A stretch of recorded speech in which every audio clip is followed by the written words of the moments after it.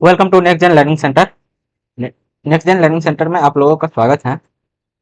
मैं एक बार फिर से कल की क्लास को आज कंटिन्यू करते हुए आपके पास हाजिर हुआ हूं।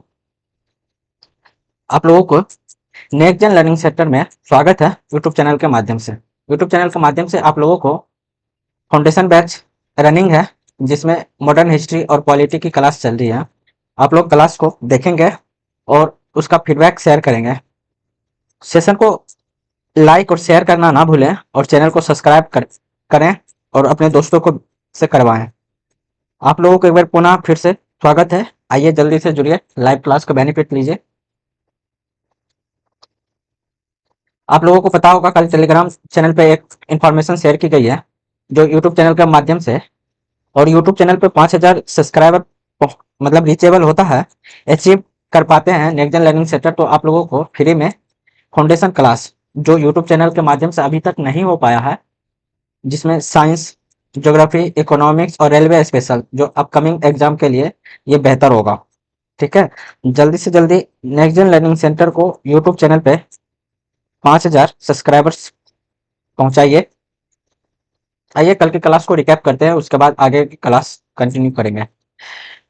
हम लोगों ने आप लोगों को पता होगा कि हम लोगों ने बहादुर शाह जफर को पिछले क्लास में, ये सब जितने क्लास चल रही है ना, अगर नहीं देख पा रहे हैं तो इसको डिस्क्रिप्शन बॉक्स में लिंक दिया जाता है, लिंक के माध्यम से आप पिछले क्लास देख सकते हैं, जिसमें बहादुर शाह प्रथम और जहांदार शाह, फर्रुख सियार, रफी उद दर्जात और रफी उद दौला, ये मेनली 5 शासक की चर्चा हो चुकी है पिछले क्लास में। आप लोग जाएं, पिछले क्लास को देखें, फिर इस क्लास को देखें, ताकि इंटरलिंक होता रहे और आपको प्रॉपर समझ में आए। ठीक है, चलिए कल को रिकैप करते हैं। कल मैंने बताया था फर्रुख सियार, जिसका शासनकाल 1713 से 1719 तक था, अजीम उस शाह का पुत्र था और सैयद बंधुओं की सहायता से ये गद्दी प्राप्त करते हैं। और सैयद बंधुओं में हुसैन अली और अब्दुल्ला, और हुसैन अली को मीर बख्शी या सेनापति बनाया, फिर अब्दुल्ला को बाजिर घोषित किया। अजीम उस शाह की सहायता से हुसैन अली को पटना का गवर्नर बनाया और अब्दुल्ला को इलाहाबाद बनाया। कल ये हम लोगों ने चर्चा की है। ठीक है, सैयद बंधुओं को किंग मेकर कहा जाता था उन दिनों, और इसकी सहायता से 4 लोगों को मुगल गद्दी गद्दी पर स्थापित करने में सफल हुआ, जिसमें पहला था फर्रुख सियार, दूसरा रफी उद दर्जात, रफी उद दौला और मोहम्मद शाह रंगीला। जिसमें मैंने ये तीनों पे चर्चा कर चुका हूँ, ये आज की क्लास में चर्चा होगी। मोहम्मद शाह रंगीला, फर्रुख सियार ने जजिया कर को समाप्त किया तथा तीर्थ यात्रा कर को भी समाप्त किया। कल की क्लास में ये सब डिस्कस हो गया है, रिकैप कर रहे हैं। चैनल को सब्सक्राइब करें, ज्यादा से ज्यादा लोगों से सब्सक्राइब करवाएं। मराठों को, आपको पता है कि बहादुर शाह प्रथम के शासनकाल में ये मराठों को सरदेशमुखी और चोट वसूलने का अधिकार तो दिया, लेकिन जब फर्रुखसियार का शासनकाल आया तो शर्तें लागू हो गया। ठीक, कुछ शर्तें लागू था, और शर्तें ये लागू था कि 6 मुगल प्रांतों को सरदेशमुखी अधिकार करने का चोट दे दिया फर्रुखसियार ने। ठीक,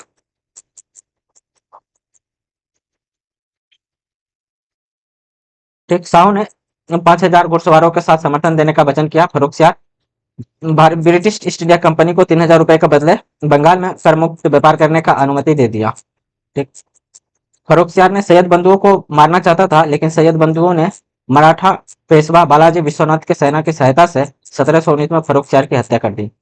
फिर गद्दी पे सैयद बंधुओं ने रफी उद दर्जात को बैठाता है।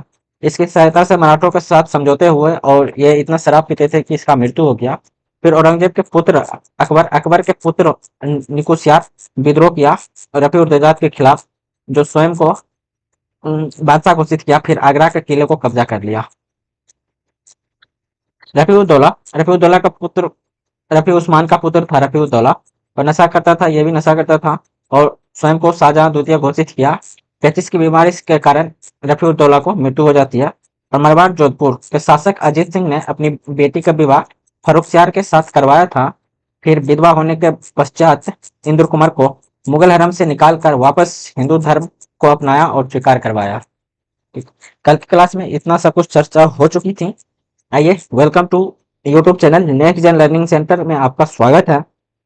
अपकमिंग बैच ये है कि ये 5000 सब्सक्राइबर्स अगर अचीव कर लेती है ये नेक्स्ट जेन लर्निंग सेंटर, तो इसमें कई इंपॉर्टेंट क्लास, जिसमें साइंस, ज्योग्राफी, इकोनॉमिक्स, ये अब तक यूट्यूब में ऐसा नहीं हुआ होगा क्लास जो नेक्स्ट जेन लर्निंग सेंटर के द्वारा करवाया जाएगा।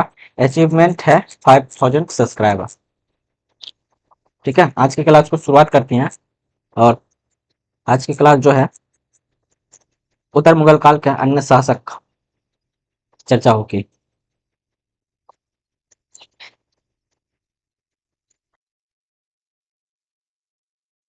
आज होगा मोहम्मद शाह रंगीला। क्या होगा? मोहम्मद शाह रंगीला। ध्यानपूर्वक समझेंगे और लिखते भी जाएंगे, नोट करते जाएंगे। मोहम्मद शाह रंगीला। ठीक। आप लोगों को पता होगा मोहम्मद शाह रंगीला बहादुर शाह प्रथम के सबसे छोटे पुत्र था, जहान शाह का बेटा, जिसका वास्तविक नाम रोशन अख्तर था। ठीक। और सैयद बंधुओं की सहायता से यह भी मुगल गति प्राप्त करने में सफल हुआ। और तुरानी दल के नेता चंद्रकलेज खां का विशेष भूमिका के कारण इनके काल में ही सैन्य बंधुओं का अंत हुआ। ठीक। जिसमें सैन्य, आपको मैंने पिछले क्लास में बताया कि सैन्य बंधुओं को मारना चाह रहा था फर्रुखसियार। ठीक है, फर्रुखसियार सैयद बंधुओं को मारना चाह रहा था, लेकिन सैयद बंधुओं ने मराठा के बालाजी विश्वनाथ की सहायता से फर्रुखसियार की मृत्यु मृत्यु करवा देता है। और फिर मोहम्मद शाह रंगीला जब शासन गद्दी पर बैठता है, तो मोहम्मद शाह रंगीला किसका पुत्र? बहादुर शाह प्रथम के सबसे छोटे पुत्र जहान शाह का बेटा था। ठीक है, बहादुर शाह प्रथम के सबसे छोटे पुत्र जहान शाह का बेटा था। ठीक है, और मोहम्मद शाह सैयद बंधुओं की सहायता से मुगल गद्दी प्राप्त किया। मुगल गद्दी प्राप्त किया। ठीक है, सैयद बंधु। और तुरानी दल के नेता चिनकिलिच खां। कौन? तुरानी तुरानी दल के नेता चिनकिलिच खान के सहायता से सैयद बंधुओं का अंत हुआ। सैयद बंधुओं का अंत हुआ।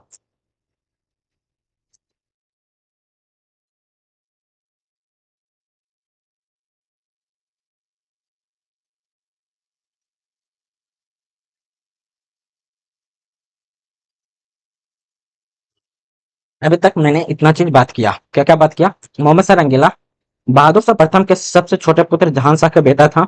और मोहम्मद शाह रंगीला सैयद बंधुओं की सहायता से मुगल गद्दी प्राप्त करने में सफल हुआ। फिर क्या हुआ? तुरानी दल के नेता चिनकलिज खां की सहायता से सैयद बंधुओं की अंत हुआ, जिसमें तुरानी दल के नेता चिनकलिज खां का सैयद बंधुओं की अंत करने में इसका विशेष भूमिका रहा। इसे इस ठीक है, तुरानी दल की विशेष भूमिका रहा। विशेष भूमिका रहा सैयद बंधुओं को अंत करने में। फिर हुसैन अली को मारने के लिए इत्माउद्दौला, सादत खां और हैदर खां ने षड्यंत्र रचा। जो ये सैयद बंधुओं थे, सैयद बंधुओं में आपको पता होगा सैयद बंधु, सैयद बंधु में कौन कौन था? हुसैन अली। अरे यार,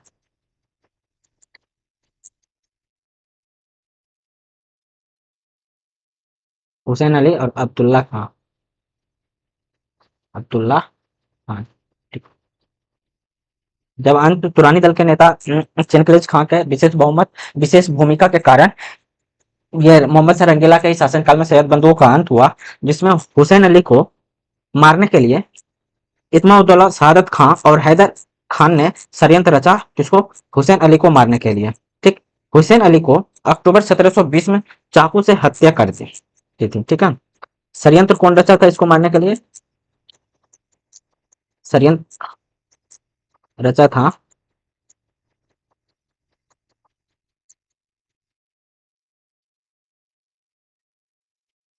षड्यंत्र रचा था इत्माउद्दौला, इत्मा उद्दौला शहादत खान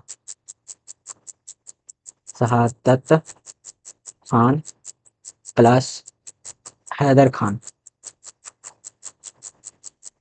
ठीक है, ये दोनों षड्यंत्र रचा हुसैन अली को मारने के लिए। फिर अक्टूबर अक्टूबर 1720 में इसकी हत्या कर दिया। ठीक है, अक्टूबर 1720 में इसकी हत्या कर दिया। अब्दुल्ला खान ने जब मोहम्मद इब्राहिम नामक व्यक्ति को मुगल गद्दियों पर बैठाने का सफल प्रयास किया तो नवंबर 1720 में कैद कर लिया और बाद में उसकी हत्या कर दिया।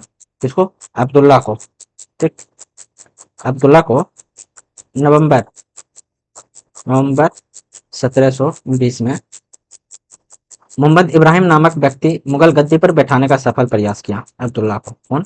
मोहम्मद इब्राहिम नामक मुगल गद्दी पर बैठाने में सफल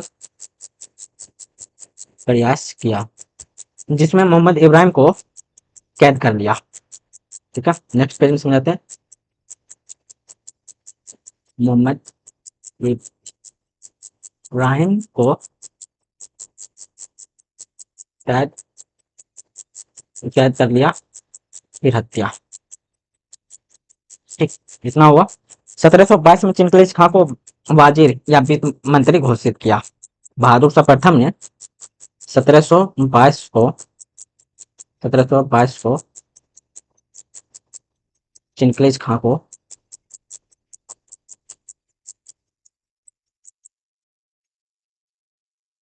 वाजिर वित्त मंत्री घोषित किया। ठीक, इतना सब हुआ। क्या क्या हुआ, एक बार रिकैप।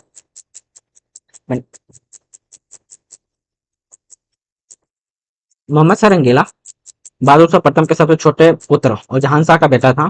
ठीक, और सैयद बंधुओं की सहायता से मुगल गद्दी प्राप्त किया। फिर सैयद बंधुओं को तुरानी दल के नेता चिनकलिज खां के विशेष भूमिका के कारण इसी के शासनकाल में सैयद बंधुओं का अंत हुआ। ठीक, उसके बाद सैयद बंधुओं जिसमें हुसैन अली का हत्या करने का षड्यंत्र इमाम उद्दौला और हैदर अली खान ने रचा। फिर अक्टूबर 1720 में इसकी हत्या कर दिया। अब्दुल्ला खां को नवंबर 1720 में मोहम्मद इब्राहिम नामक व्यक्ति ने मुगल गद्दी पर बैठाने में सफल प्रयास किया। फिर नवंबर 1720 को इसको मौत के घाट उतार दिया। दरबार के अवस्था में आगे क्या होता है? दरबार के अव्यवस्था को देखकर निजामुल मुल्क 1724 में शिकार खेलने के बहाने दक्कन में स्वतंत्र हैदराबाद राज्य की स्थापना होता है। ठीक, यही मुगलों के वास्तविक बिखराव की शुरुआत मानी जाती है। कब? 1724 से। ये वेरी वेरी इंपॉर्टेंट पॉइंट है, आप लोग नोट कर लेंगे। इंपॉर्टेंट पॉइंट है। 1724 में शिकार खेलने के बहाने कौन? निजामुल मुल्क निजाम उल मुल्क दक्कन जाते हैं। फिर मुगल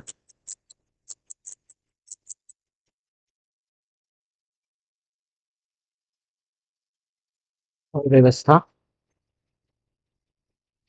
शासन देख कर वे स्वतंत्र हैदराबाद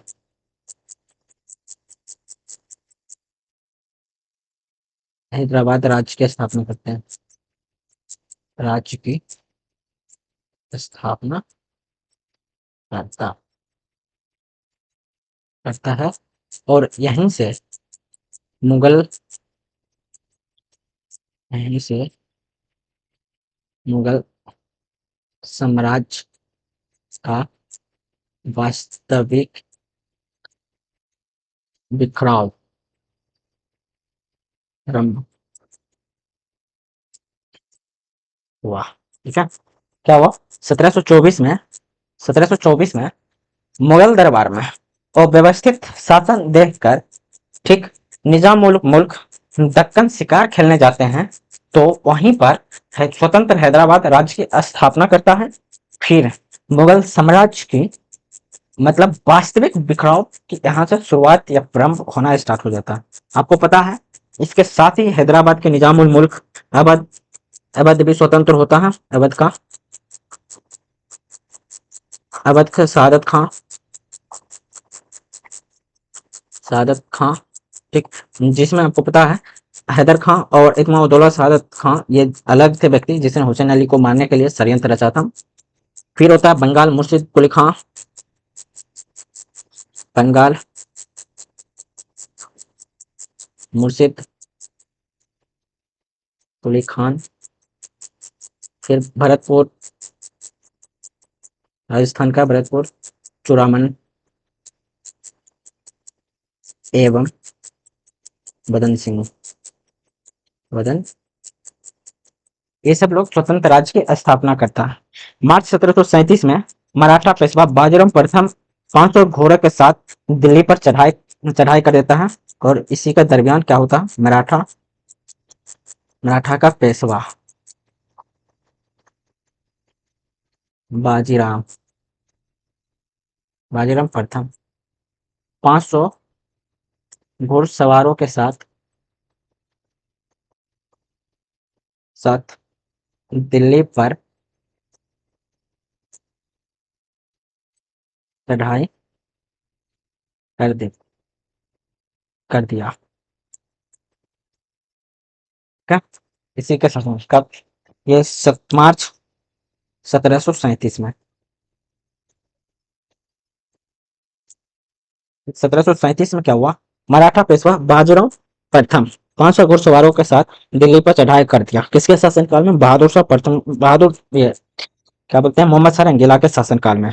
ठीक, जबकि बहादुर शाह प्रथम के शासनकाल में मराठा के साथ संबंध स्थापित किया था, लेकिन उसमें सूबेदार नहीं दिया और चौथ और सरदेशमुखी वसूलने का अधिकार दिया, उसका भी वहीं पर भी था। और वर्ष 1739 में नादिर शाह ने आक्रमण किया। ठीक, और नादिर शाह का आक्रमण करने का कारण ये था कि वहां पे उस नादिर शाह के अपने ही आर्थिक असंतुलन को ठीक करने के लिए आक्रमण किया था। नादिर शाह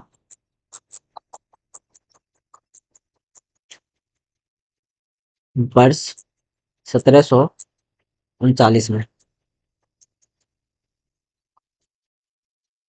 नादिर शाह आक्रमण करता है। ठीक, आक्रमण करता है और इसका कारण है, आक्रमण करने का कारण है कि आर्थिक असंतुलन को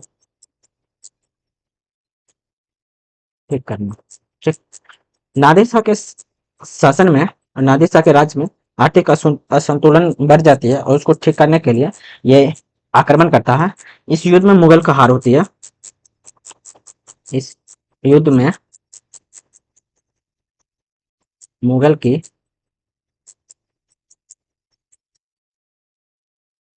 हार होती है। ठीक, हार हुई और मुगलों की तरफ से नेतृत्व खान ए दौला, मुगलों की तरफ से जो नेतृत्व कर रहा था, मुगलों की तरफ से नेतृत्व करता थे खान ए दौरा, मीर बख्शी था खान ए दौरा।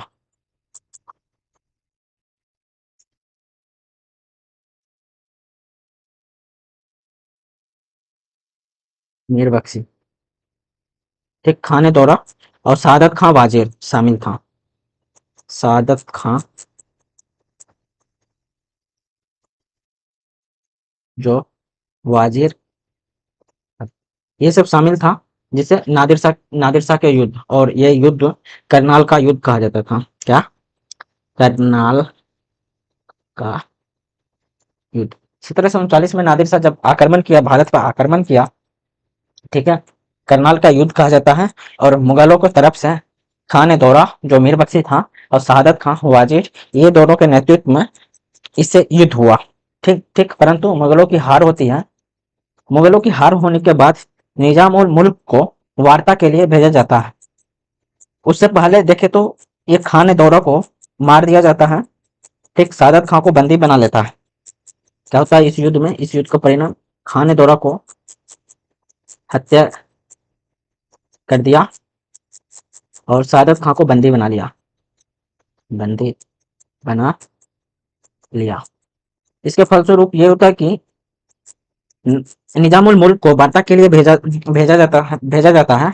वार्ता के परिणाम स्वरूप नादिर शाह को करनाल से ही 50 लाख रुपया लेकर वापस जाने को तैयार होता है, लेकिन सादत खान ने उन्हें 2 करोड़ रुपए का लालच देकर दिल्ली पर चढ़ाई करने का प्रेरित करता है। दिल्ली पर आक्रमण करने का प्रेरित करता है।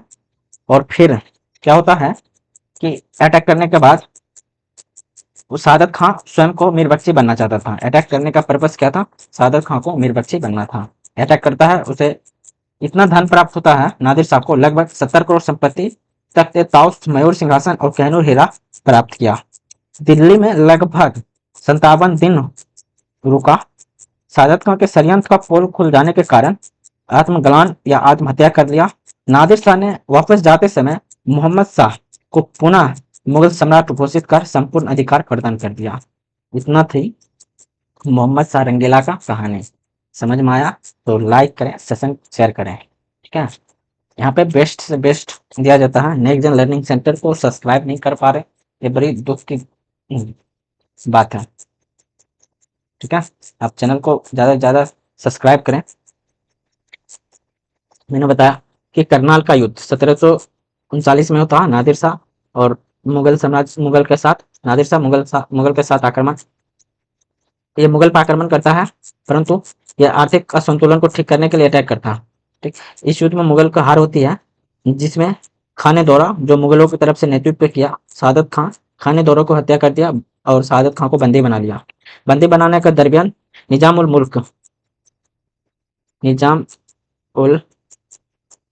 मुल्क को वार्ता के लिए भेजा। इसका परिणाम स्वरूप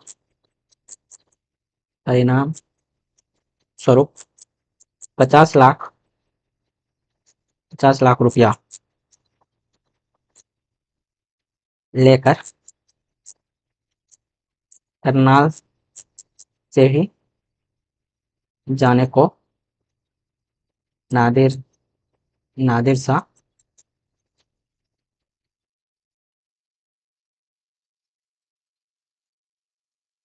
तैयार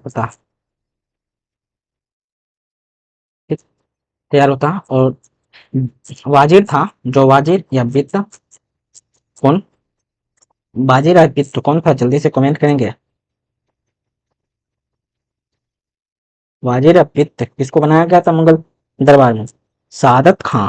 किसको बनाया था? सादत खां। सादत खान ने नादिर शाह को 2 करोड़ रुपया दिया और नादिर शाह को दिल्ली पर आक्रमण करने को कहा। ठीक, नादिर शाह, जैसे ही नादिर शाह दिल्ली पर आक्रमण करता है, ठीक, आक्रमण करने के पश्चात नादिर शाह को दिल्ली पर आक्रमण करने के बाद 70 करोड़ की संपत्ति, 70 करोड़ की संपत्ति और तख्त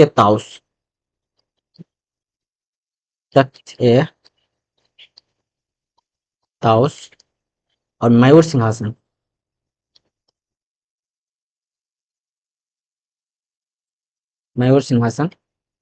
एवं कोहिनूर हीरा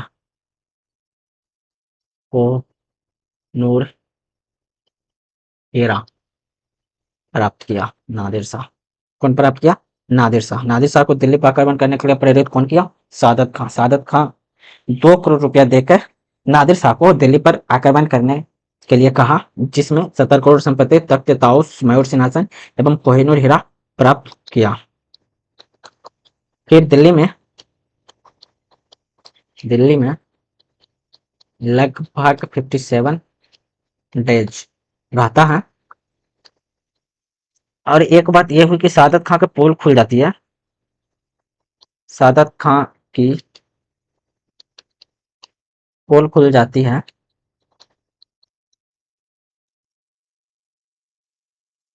जिससे वह आत्महत्या आत्महत्या कर लिया। इतना सब हुआ बहादुर शाह प्रथम के ही शासनकाल में। ठीक है। फिर नादिर शाह ने वापस जाते समय मोहम्मद शाह को पुनः मुगल सम्राट घोषित करता और संपूर्ण अधिकार दे दिया। ठीक है। और सादत खां क्यों दिल्ली पर आक्रमण करवाना चाहा, इसका कारण क्या है? दरअसल सादत खां खुद को मीर बख्शी बनाना चाहता था। क्या करना चाहता था? सादत खां खुद को मीर बख्शी बनाना चाहता था, और यही कारण था कि 2 करोड़ रुपया देकर सादत खां ने नादिर शाह को दिल्ली पर आक्रमण करने के लिए कहा। से लगभग बहुत सारा संपत्ति भी प्राप्त हो गई है। ठीक। नादिर शाह के बाद आता है अहमद शाह, एक और शासक है, जल्दी से इसका चर्चा करते हैं। अहमद शाह, ये 1748 से 1754 लगभग 6 साल शासन किया। अहमद शाह मोहम्मद शाह रंगीला का पुत्र था। एक मोहम्मद शाह रंगीला का पुत्र था, और इसी के समय अब्दाली, कौन? नादिर शाह के उत्तराधिकारी अहमद शाह अब्दाली, इसी के समय अहमद शाह अब्दाली, इसमें 1748 से लेकर 1767 तक 7 बार भारत पर आक्रमण किया। आपको बता दें कि ये Ahmad Shah Abdali Nadir Shah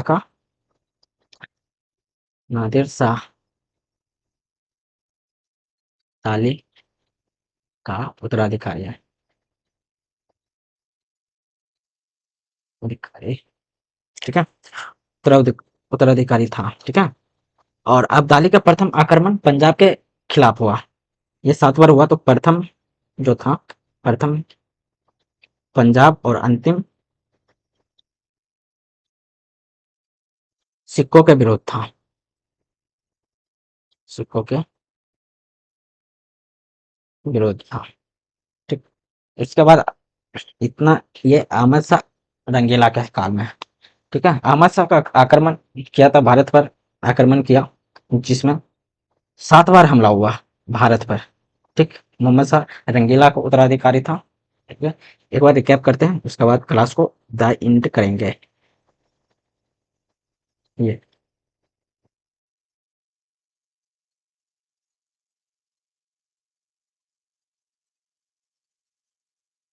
welcome to my YouTube channel next gen learning centre. Next gen learning centre में आपका स्वागत है। इससे पहले ऐसा कभी नहीं पढ़ा होगा जो यूट्यूब पे पढ़ाया जा रहा। ठीक है। सेशन को लाइक एंड शेयर करें, सब्सक्राइब करना ना भूलें, ये बहुत इंपॉर्टेंट है। जो ऑनगोइंग क्लास है मॉडर्न हिस्ट्री पॉलिटी, ये इकोनॉमिक्स की क्लास अपकमिंग है, जिसमें अचीवमेंट 5000 रखा गया है। ठीक। यहाँ पे दिया गया है कि next gen learning centre 5000 subscribers achieved करता है तो फाउंडेशन क्लास कराया जाएगा कंप्लीट। ठीक है। फ्री ऑफ कॉस्ट, जिसमें साइंस, ज्योग्राफी, इकोनॉमिक्स आएगा। ठीक। फिर आप लोगों को मोहम्मद शाह रंगीला, ठीक, जिसमें मोहम्मद शाह रंगीला सैयद बंधुओं की सहायता से गद्दी प्राप्त करता है, और तुरानी दल के नेता चंद्रकेश खां के विशेष विशेष भूमिका रहता है, जिसे सैयद बंधुओं के अंत करने में। ठीक है। बहादुर शाह प्रथम के सबसे छोटे पुत्र जहान शाह का पुत्र मोहम्मद शाह रंगीला होता है। ठीक। सैयद बंधुओं, जिसमें हुसैन अली और अब्दुल्ला, हुसैन अली को मारने का षड्यंत्र इत्माउद्दौला, सादत खां और हैदर खां रचता है, जिसमें अक्टूबर 1720 की हुसैन अली की हत्या कर देता है। और अब्दुल्ला मोहम्मद इब्राहिम नामक व्यक्ति ने मुगल गद्दी पर बैठाने पर सफल प्रयास किया, और इब्राहिम को कैद करके इसका भी मृत्यु कर दिया और अब्दुल्ला का भी मृत्यु कर दिया। दोनों को साथ में ही मृत्यु कर दिया। इब्राहिम मोहम्मद इब्राहिम को कैद कर लिया, फिर इसकी हत्या कर दी। 1722 में चिनकलिज खान ने बाजीर वित्त मंत्री घोषित हुआ। ठीक, चिनकलिज खान आपको बता दें कि तुरानी दल का नेता था। 1724 में शिकार खेलने के बहाने निजामुल मुल्क दक्कन जाते हैं, फिर स्वतंत्र हैदराबाद की स्थापना करता है और मुगल को अव्यवस्थित शासन देख कर ही इसकी हैदराबाद की स्थापना होती है फिर, और यहीं से शुरुआत होती है वास्तविक मुगल समाज का बिखराव। इसी के साथ साथ मोहम्मद सारंगीला के शासनकाल में अवध स्वतंत्र होता है, स्वतंत्र राज्य की स्थापना होती है अवध का, बंगाल का, Bharatpur.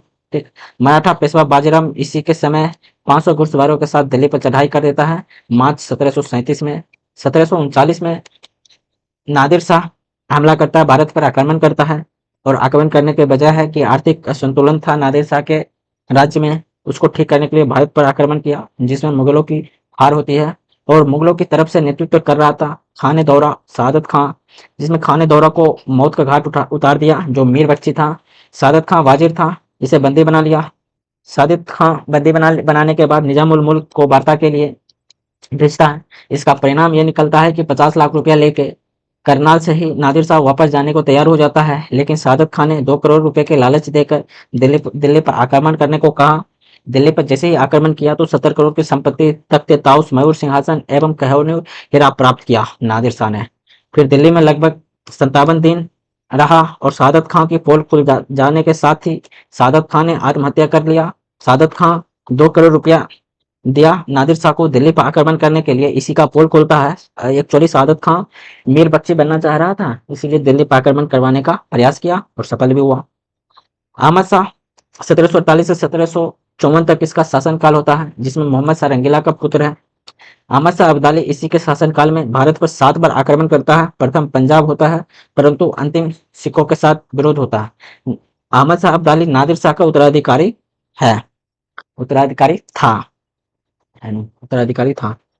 Next gen learning centre में आप लोगों का स्वागत है। क्लास को यहीं पे दायंत करते हैं। आप लोगों को समय देने के लिए धन्यवाद। चैनल को सब्सक्राइब कीजिए, और इससे ज़्यादा तो आप लोगों से कुछ कह नहीं सकते हैं। नेक्स्ट क्लास में आलमगीर द्वितीय की चर्चा होगी, शाह आलम द्वितीय का, फिर अन्य शासक जो बचा खुचा है उसको करके कल की क्लास को, और चैप्टर को दायंत करेंगे। आप लोग आते रहिए। धन्यवाद। नेक्स्ट जन लर्निंग सेंटर आप लोग को तहे दिल से शुक्रिया अदा करता है।